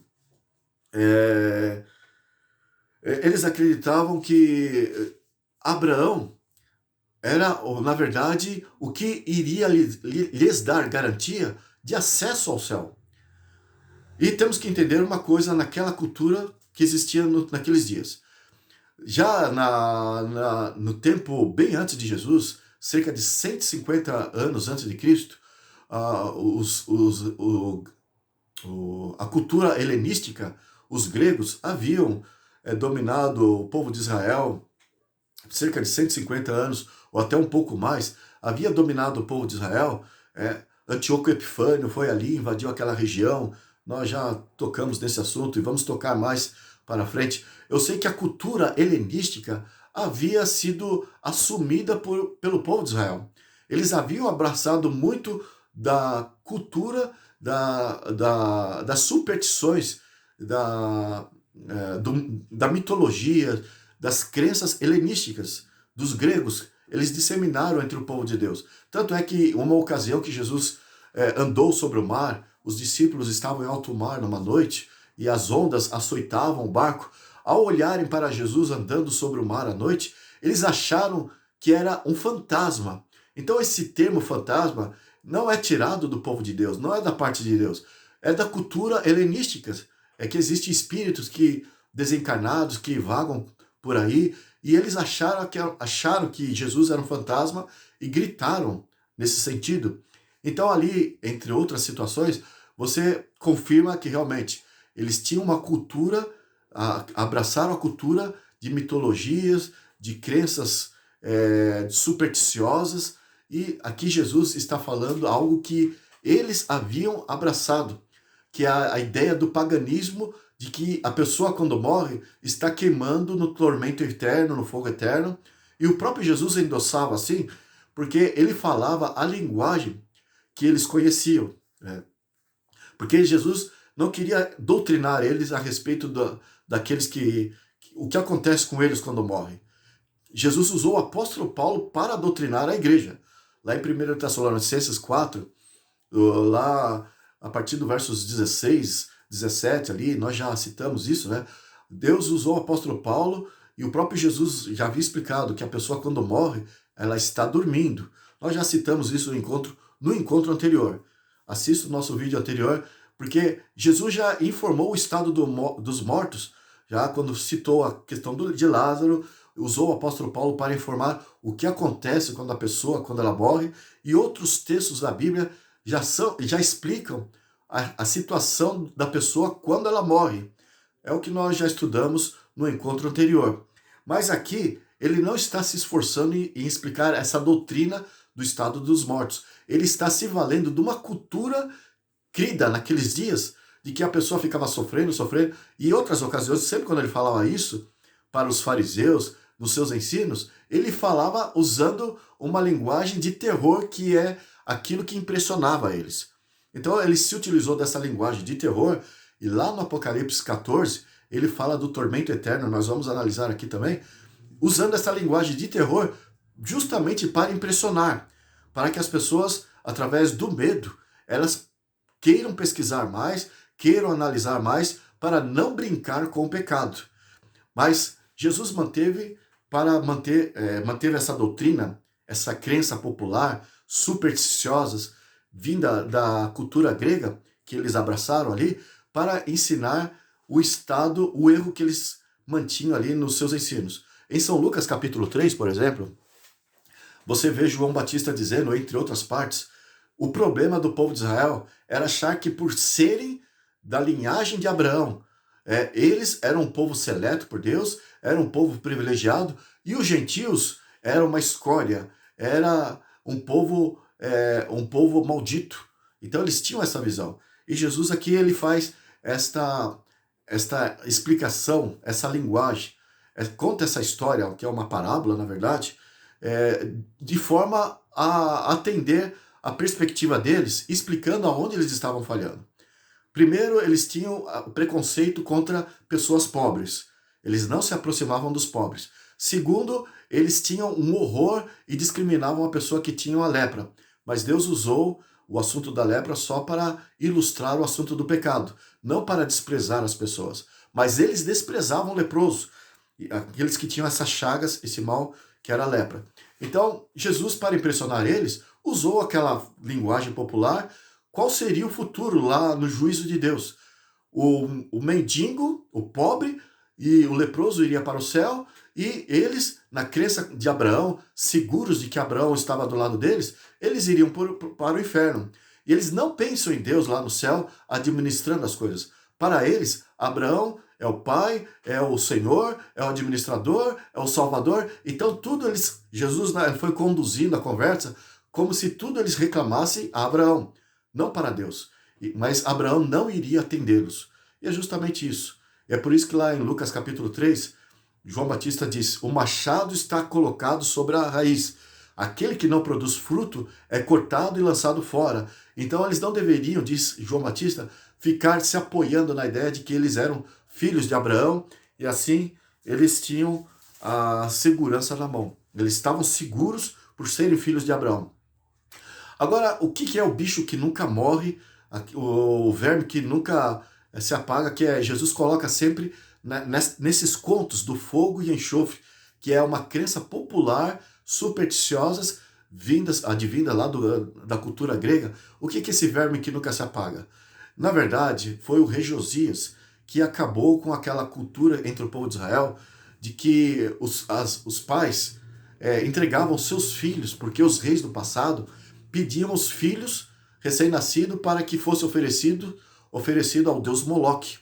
E havia ali o Vale de Inom. Pesquise ali no Google que você vai entender sobre o Vale de Inom. E os pais colocavam seus filhos em oferta ao deus Moloque, e eles eram oferecidos em sacrifícios, eram queimados e eram lançados naquela fornalha que havia naquele Vale de Inom. Depois o rei Josias acabou com aquilo e se tornou um lixão. Na parte sul de Jerusalém, até os dias de Jesus, havia um lixão que sempre estava pegando fogo, e ali se jogava cadáveres de indigentes, cadáveres de animais, e era um lixão que consumia as bactérias e as doenças ali, através daquele lixão que constantemente ardia em fogo. Era um meio que eles usaram para descontaminar, né, as bactérias, os mosquitos que vinham daquelas carnes mortas. E ali Jesus falou do bicho que nunca morre, usou uma linguagem que era bem conhecida com respeito à sorte daqueles que iriam se perder, né? Mas aqui nós temos então o que significa o bicho que nunca morre, que é uma linguagem que Jesus usou ali, que era comum, conhecida por eles, do Vale de Inom.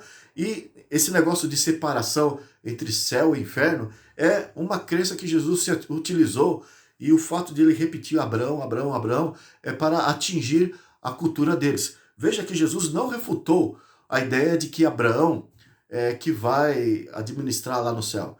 Tudo que eles acreditavam, Jesus manteve. E ele contou uma verdade central, mantendo a crença deles. Mas, na verdade, Abraão não está liderando coisa alguma no céu, nem sequer Abraão foi para o céu, porque, conforme já explicamos anteriormente, aqueles que morreram em Cristo estão na sepultura, como adormecidos, alienados, sem saber de coisa alguma, esperando a voz de comando de Cristo, que se dará na sua segunda vinda para ressuscitar esses que estão mortos. Mas vamos ver um outro caso que fala que Jesus pregou aos espíritos, 1 Pedro 3,19. Lá no final da Bíblia você encontra 1 Pedro, o capítulo 3,19, diz assim. Vamos ler desde o verso 18. Pois também Cristo morreu uma única vez pelos pecados, o justo pelos injustos, para conduzir-vos a Deus morto, sim, na carne, mas vivificado no Espírito, no qual também foi e pregou aos espíritos em prisão, os quais noutro tempo foram desobedientes, quando a longanimidade de Deus aguardava nos dias de Noé. Então, Deus teve o tempo de Noé, lá a Bíblia fala, né, do tempo de Noé, Gênesis capítulo 6, e aqui está falando que Cristo foi e pregou aos espíritos em prisão, nos quais, no outro tempo, foram desobedientes, quando Deus usou Noé para pregar naqueles dias. Em outras palavras, eles dizem, aproveitam esse texto para dizer, bem, Jesus, quando morreu, a Bíblia está dizendo, de acordo com a interpretação deles, o espírito dele saiu e foi até aqueles que morreram dos dias de Noé, os antediluvianos, os que pereceram pelo dilúvio, e pregou a eles. A salvação de Cristo se estendeu até aqueles ímpios do passado. Em espírito, Jesus foi lá no local que é o inferno e foi resgatá-los da situação deles. Então, diz ainda, aqui continua até o verso 22, mas a ideia que eles dizem que Jesus morreu e foi até eles lá antes do dilúvio, e o seu espírito foi pregar para eles, é uma doutrina corrente desses evangélicos, dos católicos, que o espírito está aí ativo, como um ser humano está ativo, e Jesus, em espírito, foi pregar para aqueles que já haviam sido condenados por Deus. Ora, se Deus não poupou eles, nem quando tinham vidas, agora Deus iria tirá-los lá do inferno. Veja o que significa em espírito, foi lá e pregou a eles. 1 Pedro 1, 10 a 12, nós lemos assim. 1 Pedro, o que significa esse espírito? Capítulo 1, do verso 10, diz assim. Foi a respeito desta salvação que os profetas indagaram e inquiriram, os quais profetizaram acerca da graça a vós outros designada. Então o próprio Pedro está explicando o que significa aquele verso que ele está falando ali na frente. O verso 11 ainda continua. Investigando atentamente qual a ocasião ou quais as circunstâncias oportunas indicada pelo Espírito de Cristo que neles estava, ao dar de antemão testemunho sobre os sofrimentos referentes a Cristo e sobre as glórias que o seguiriam. A eles foi revelado que, não para si mesmos, mas para vós outros, ministravam as coisas que agora vos foram anunciadas por aqueles que, pelo Espírito Santo enviado do céu, vos pregaram o Evangelho. Coisas essas que os anjos anelam entender e confirmar. Enfim, o que está dizendo essas palavras de Pedro em relação àquela que fala que Jesus, na sua morte, foi e pregou aos antediluvianos, que é espíritos em prisão.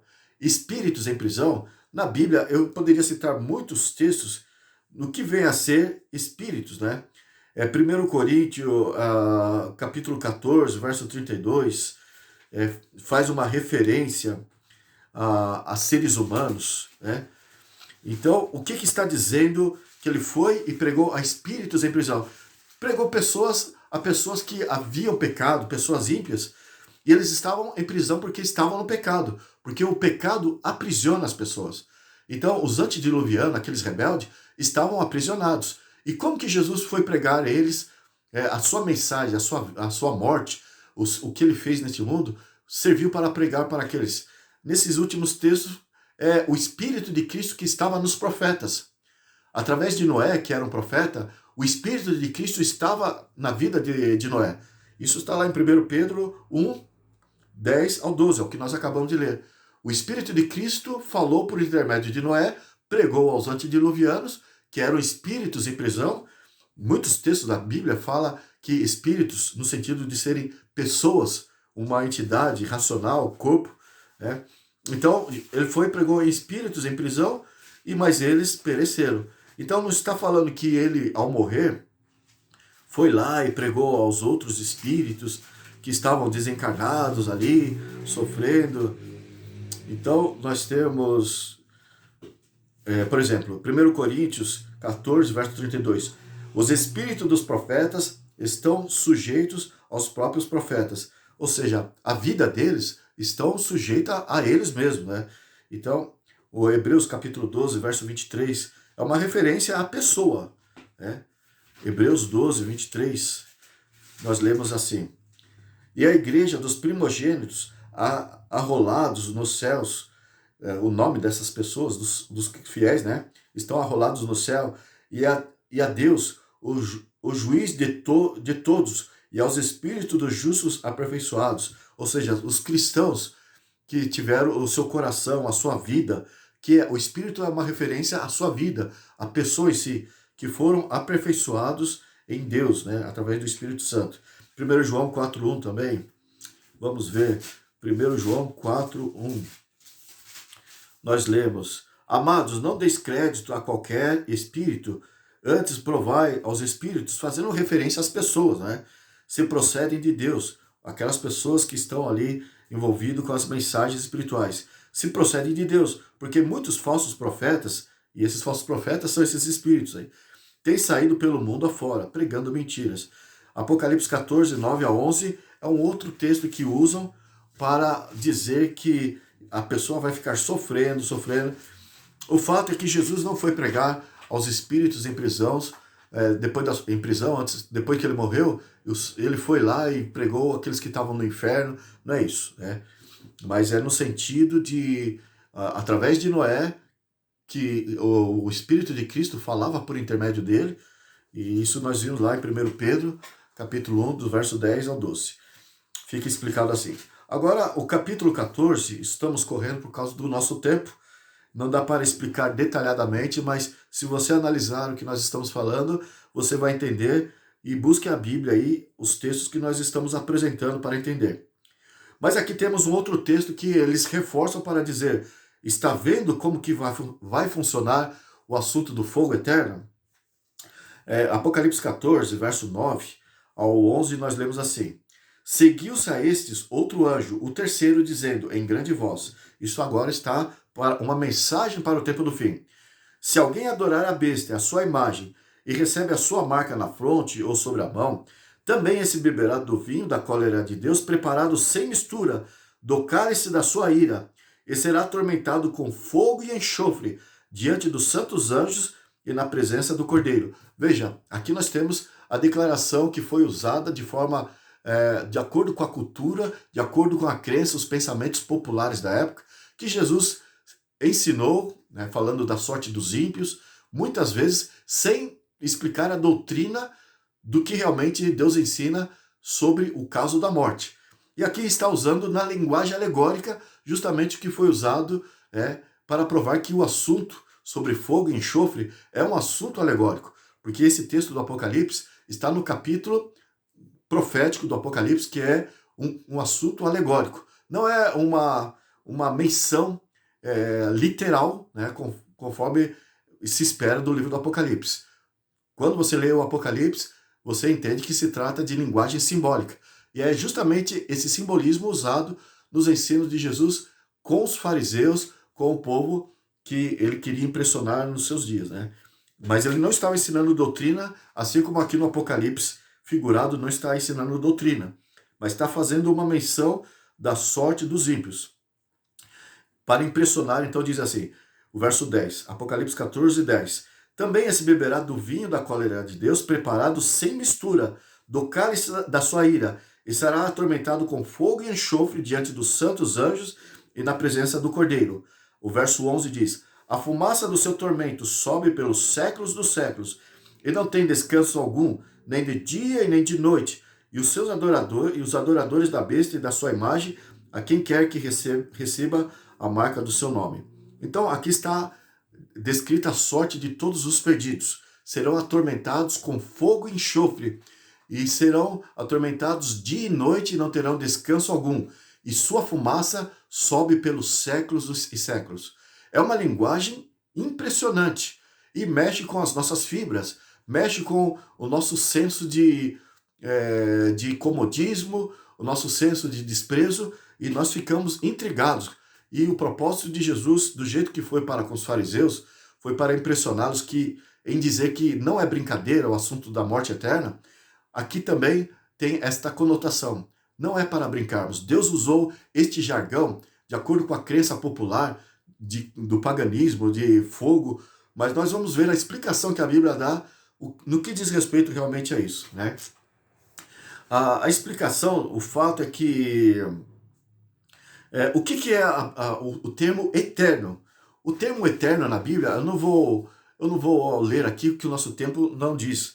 Por exemplo, a palavra grega para o termo eterno na Bíblia é aion ou aionios, o derivado de aion ou aionios, ou no hebraico é olam. Eu tenho aqui os textos, uns acontecimentos que você vai encontrar na Bíblia. Leia na tua Bíblia a hora que você puder. O nosso tempo não permite ler, mas aqui está uma indicação para você entender o que significa para todo sempre, ou eterno na Bíblia. Por exemplo, lá em Filemão, o versículo 15, que é só um capítulo, então não tem capítulo, é só um versículo. Filemão, verso 15, você vê que o apóstolo Paulo está recomendando Onésimo para que fique com Filemão para sempre, né? Então, ficar para sempre, a colocação para sempre, o eterno, ali é um eterno que diz respeito, no grego, aion ou aionios. Então, o que significa esse para sempre, de acordo com o original? Significa enquanto durar. Então, aqui nós vemos, de acordo com o original, fique Onésimo contigo, Filemão, para sempre. De acordo, enquanto você estiver vivo, que ele continue na tua presença, te auxiliando aí na igreja. Porque é um homem de valor, Onésimo, e Filemão seria beneficiado com a presença de Onésimo. Mas ali o Paulo falou para sempre, o derivado usado ali no Apocalipse, sobre para sempre, né? Ou o eterno. Aqui também o Êxodo capítulo 12, o verso 24, você lê ali, que deveria aspergir o sangue da Páscoa para sempre. Aspergir o sangue da Páscoa, nós já explicamos que aquele cerimonial da Páscoa que iria existir até Jesus morrer na cruz. Ele foi a verdadeira Páscoa, o verdadeiro Cordeiro Pascal que foi oferecido ali no dia 14 de Nisan, e ele cumpriu a profecia. E aquele cerimonial da Páscoa iria existir até Jesus cumprir. Ao morrer, o cerimonial judaico acabou, a cortina do templo se rasgou de alto a baixo, o próprio Deus indicando que acabou as cerimônias, porque era um indicativo de Cristo Jesus. Mas aqui em Êxodo 12, verso 24, falou que deveria se aspergir o sangue na Páscoa, né, eternamente, ou para sempre, que no caso é olam, que é o mesmo derivado de aionios, que é aionios, ou aion, é derivado de olam, para sempre.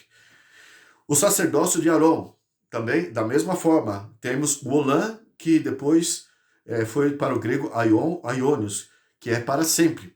Êxodo capítulo 29, verso 9 de Êxodo, Êxodo capítulo 40, verso 15, e Levítico capítulo 3, verso 17. Só estou dando alguns textos para que você possa ler, entre outros que a Bíblia apresenta.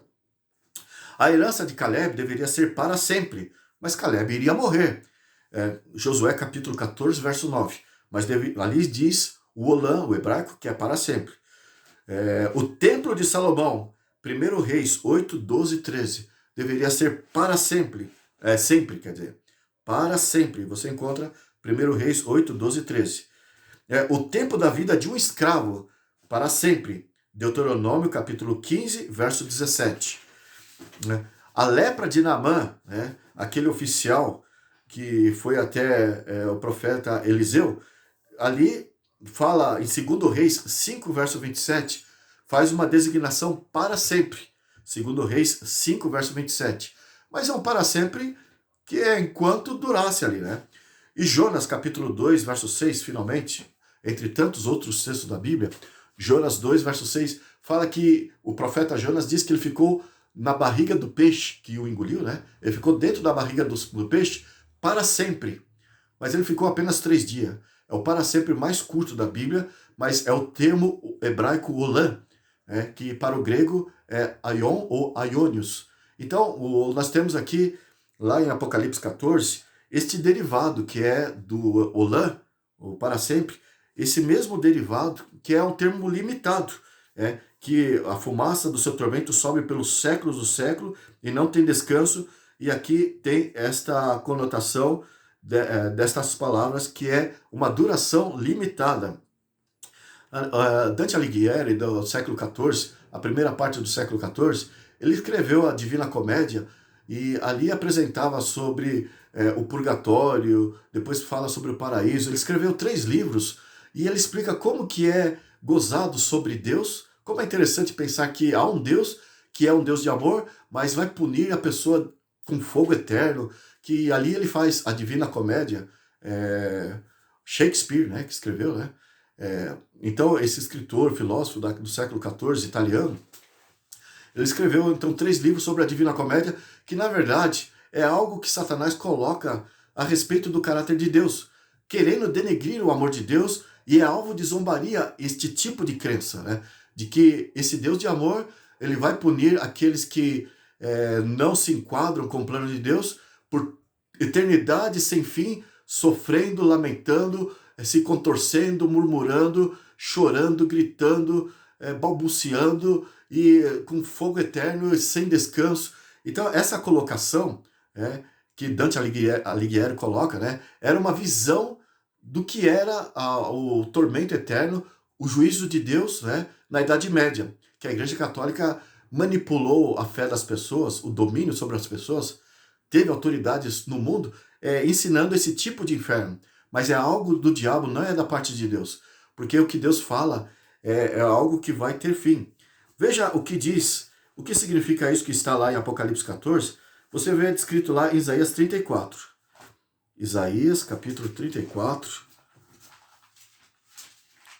Veja que interessante o que ia acontecer, verso 8 em diante, com a cidade, o povo de Israel, pela sua idolatria, pela sua pecaminosidade. Nós lemos assim, Isaías 34, 8 adiante.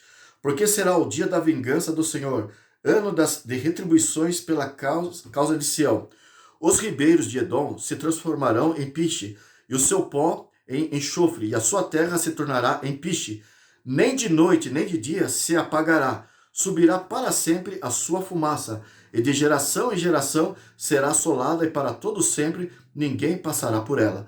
Então, a mesma descrição que você encontrou ali em Apocalipse 14, sobre a sorte de todos os ímpios, que a sua fumaça sobre para sempre, e sempre não tem descanso nem de dia nem de noite, aqui você viu sobre a sorte de Jerusalém nas mãos dos babilônios. Significa um juízo inexorável da parte de Deus, mas que terá fim.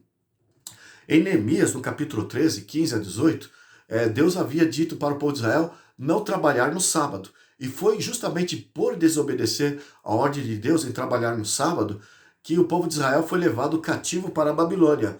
E veja só o que diz em Jeremias, capítulo 17, Jeremias 17, no versículo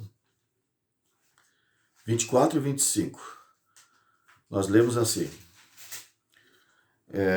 se deveras me ouvirdes, diz o Senhor, não introduzindo cargas pelas portas dessa cidade no dia de sábado, e santificardes o dia de sábado, não fazendo nela obra alguma, então pelas portas dessa cidade entrarão reis e príncipes, que se assentarão no trono de Davi, andando em carros e montados em cavalos. Eles, seus príncipes, os homens de Judá e os moradores de Jerusalém, e esta cidade será para sempre habitada. Então Deus fazendo uma promessa, conforme é lá no livro de Neemias, se eles fossem fiéis em guardar o sábado, não trabalhando no sábado, comercializando, eles seriam para sempre felizes, seria para sempre habitada. Isso foi dito aqui em Jeremias 17, verso 25. Agora veja o que diz o verso 27, diz assim: mas se não me ouvirdes, e por isso não santificardes o dia do sábado, e carregardes alguma carga quando entrares pelas portas de Jerusalém no dia de sábado, então acenderei fogo nas suas portas, o qual consumirão os palácios de Jerusalém e não se apagará. Fogo que não se apaga. Bem, eu pergunto para você, não dá para detalhar aqui, mas eu só pergunto, Jerusalém continua pegando fogo? Aqui está falando que pela transgressão iria Deus acender fogos nas portas de Jerusalém que não se apagaria.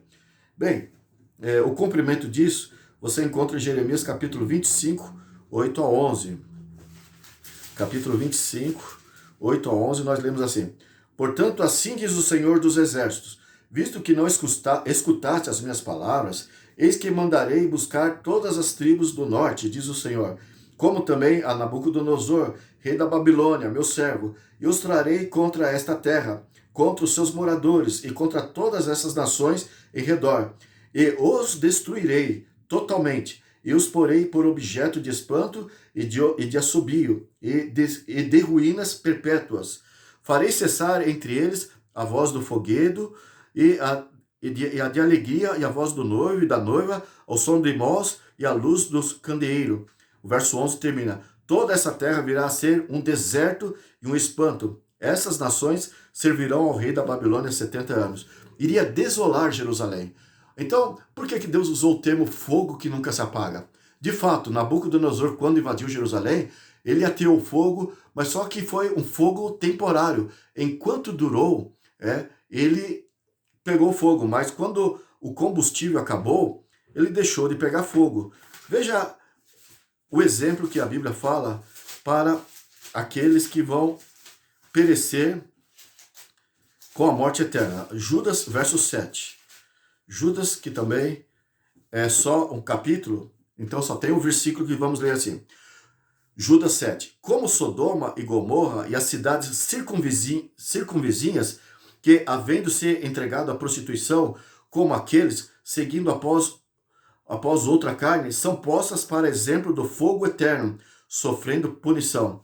Então aqui Judas está dizendo que Sodoma e Gomorra sofreram um exemplo do fogo eterno. Aqueles que vão sofrer o fogo eterno no final, extintos para sempre, é o que aconteceu com Sodoma e Gomorra. É isso que está escrito aqui. 2 Pedro 2, versos 5 e 6, nós lemos assim: ele não poupou o mundo antigo, mas preservou a Noé, pregador da justiça, e mais 7 homens, quando fez vir o dilúvio sobre o mundo de ímpios, e reduzindo a cinzas as cidades de Sodoma e Gomorra, ordenou-as à ruína completa, tendo-as posta como exemplo a quantos venham a viver impiamente.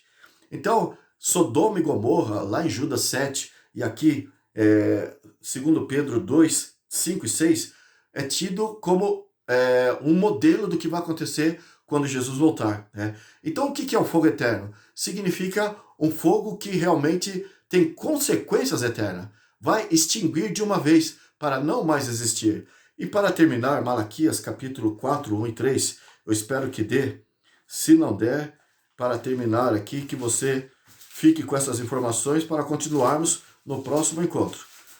Mas nós lemos aqui, vamos tentar passar até o último momento, diz assim: pois eis que vem o dia e arde como fornalha, todos os soberbos e todos que cometem perversidade serão como restolho, o dia do Senhor vem e os abrasará, diz o Senhor dos Exércitos, de sorte que não lhes deixará nem raiz, nem ramo. Isso é o fogo eterno. Eles serão totalmente extinguidos, extintos. E o verso 3, Malaquias 4, 3, pisareis os perversos, porque farão cinzas debaixo das plantas dos vossos pés, naquele dia que prepararei, diz o Senhor. Enfim, eles serão totalmente aniquilados, e os salvos pisarão sobre a cinza dos ímpios, porque eles serão lançados no fogo e enxofre, que é a morte que não tem mais retorno. É por isso que a besta e o falso profeta serão lançados no fogo de enxofre, que é uma linguagem popular da época. No entanto, é uma indicação de que serão extintos para nunca mais voltar à existência. É isso que é o lago do fogo e enxofre, é o extermínio total. Naum, capítulo 1, verso 9, ali está escrito que o mal não se levantará por uma segunda vez. Então, as providências de Deus é exterminar o mal por completo, é colocar um ponto final em tudo aquilo que diz respeito ao pecado, aquilo que é de Satanás, aquilo que é desvio da verdade, e finalmente Deus fará triunfar a verdade e nunca mais existirá o mal. Não existirá o bem aqui e o mal ali do lado, ardendo e sofrendo, e as pessoas terão no seu coração o quanto Deus é amor, o quanto Deus é justiça, e ele não é um Deus vingativo que, por uma pessoa que pecou 10, 15, 20, 50 anos, fique ardendo eternamente, ardendo, sofrendo, sendo punido. E uma mãe amorosa que seja, como ela sentiria a prazer e paz e amaria um Deus que ela poderia ver seu filho sofrendo do outro lado, no inferno, ou sabendo que ele estaria em algum lugar sofrendo. Isso nunca daria paz ao coração de nenhum santo no céu. Nem Deus tem prazer na morte, quanto mais no sofrimento, diz a Bíblia. Então, essa doutrina de que existe vida após a morte é Satanás que inventou para deteriorar o amor de Deus, para fazer com que as pessoas pensem que Deus é um Deus vingativo, um Deus tirano, um Deus arbitrário. Bem, nós vamos continuar falando sobre a justiça, o amor de Deus, em encontros aí para frente, mas que fique estabelecido essas verdades bíblicas. A pessoa, quando morrer, vai morrer verdadeiramente. Todas essas linguagens aparentemente contrárias de que a pessoa continuará vivo e ainda vai sofrer em vida depois que ela morreu em pecado, tudo isso, na verdade, eu espero ter esclarecido para você e que você entenda, acima de qualquer coisa, que Deus, ele veio para dar vida e vida em abundância, e a morte deixará de existir, né? Enfim, a morte e o inferno serão lançados, a última coisa a ser destruída, diz a Bíblia, né? Eu não estou com o texto aqui, mas a morte deixará de existir. E o próprio Satanás será lançado no lago de fogo, e assim terá fim de vez, né? De uma vez por toda, tudo isso que diz respeito ao mal. E que você possa... Veja, isso está em Apocalipse 20, verso 10. O diabo, o sedutor deles, foi lançado para dentro do lago do fogo e enxofre, onde já se encontram não só a besta, como também o falso profeta. Ah, não, não é esse texto. Acho que é o verso 14, Apocalipse 20, 14. Então a morte e o inferno foram lançados para dentro do lago de fogo. Esta é a segunda morte, o lago de fogo.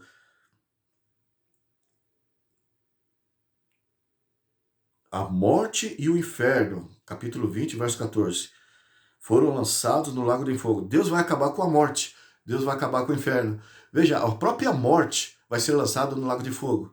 E o lago de fogo, e o inferno também vai ser lançado no lago de fogo. É o que eu estou dizendo. O que é o lago de fogo? É o meio de extinção completa, aniquilação total. Então a besta e o falso profeta deixarão de existir na segunda vinda de Cristo, deixarão para todo sempre. Não voltará numa segunda vez, numa segunda oportunidade, como os ímpios voltarão. Então esses poderes deixarão de existir. E finalmente a própria morte e o inferno serão lançados no lago de fogo. É uma maneira que Deus tem aqui na linguagem humana para entender que será o local do adeus absoluto. Enfim, Deus é um Deus de amor e eu espero que você pense nisso.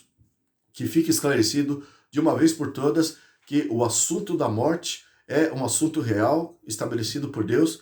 A morte existe e, na verdade, Deus tem um plano de vida eterna para todos aqueles que abraçarem a sua causa. Que Deus possa ser com você. Obrigado por sua atenção em mais este encontro e fique conosco até o próximo encontro, porque vamos explicar mais um engodo que o falso profeta está disseminando, que é muito perigoso, e nós vamos depois ajuntar todos esses falsos ensinamentos e provar aonde se encontra o perigo nesses ensinos, o real perigo em todos esses ensinos desvirtuados da Bíblia. Então fique conosco e você será esclarecido finalmente sobre todos esses assuntos. Que Deus abençoe a você e até o próximo encontro. Pense nisso.